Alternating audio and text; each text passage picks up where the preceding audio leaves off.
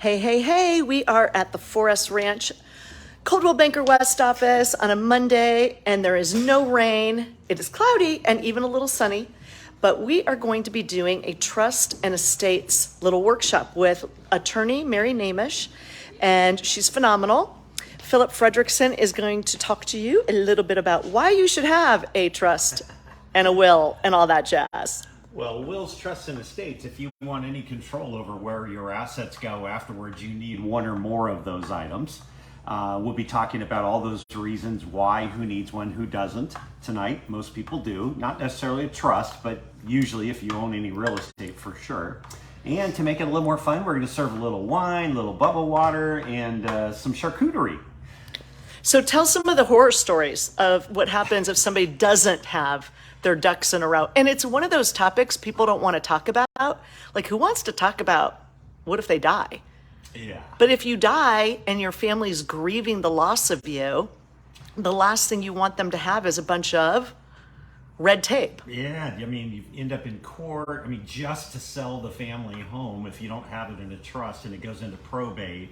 Now, there's ways you can do it through the deeds, which you should talk to somebody about. But short of that, you can end up where you've got a house that has to go through court to get court approval just to sell the home, which a lot of people might need to cover the expenses of funeral expenses. This is at a time when, you're grieving the loss of the people who you're working with, whether it be your parents or a sibling or a spouse. And the last thing you want to have to do is deal with a bunch of attorneys and court procedures. And this heads that off in the past. And if you have a sizable estate at all, it will save you a lot of estate taxes and fees. Right. And what were you saying to me recently about if it's, X amount of estate, it costs this much? Oh. Like how much probate actually costs? Just the probate fees. I think it's of the first 100,000, I believe it's 4%. Of the next 100,000, it's 3%. Of the next 100,000, it's 2%. Of the next, I want to say it's 600,000, it's 1%, and they're above, all the way up, I think, to 10 million. So that can be pretty chunky. That doesn't even count all the lawyer fees and everything else that you need in order to go through probate and deal with all the issues that come up. Right. And so many people, again, I keep repeating this. I mean, we look and we see, property tax records. And when people take ownership of their house and it's Mr. and Mrs. or he and he or she and she, and they haven't put that property into a proper trust, as you said, they risk the chance of that property, God forbid, if something happened, basically all the money you've worked for goes away. Well, and the non-financial reasons, like we say, having to deal with it at a time of grieving is one thing, but it's also like making decisions like, do you want to be buried or cremated? What kind of a service do you want? End of life decisions. In healthcare, if something happens to you, who deals with that? So healthcare powers of attorney, those are all made up in part of the estate plan.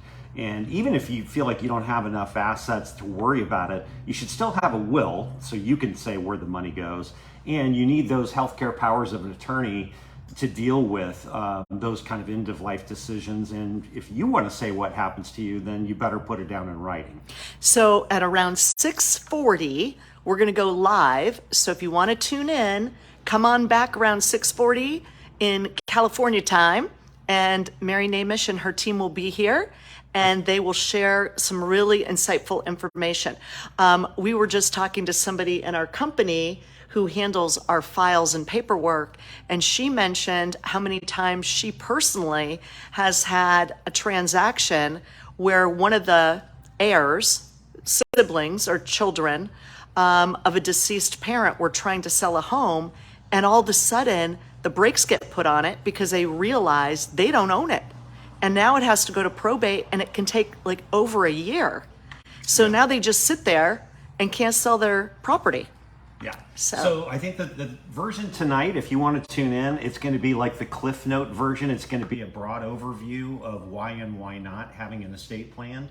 So it's not going to take an hour or something. I think it's going to be a half hour or less. So it might be worth your while to tune in. Yep. See, it's one of those things that Philip Frederickson and I like to do is provide extra services for our clients and our friends because I worry about this stuff. All right. See you in a little bit.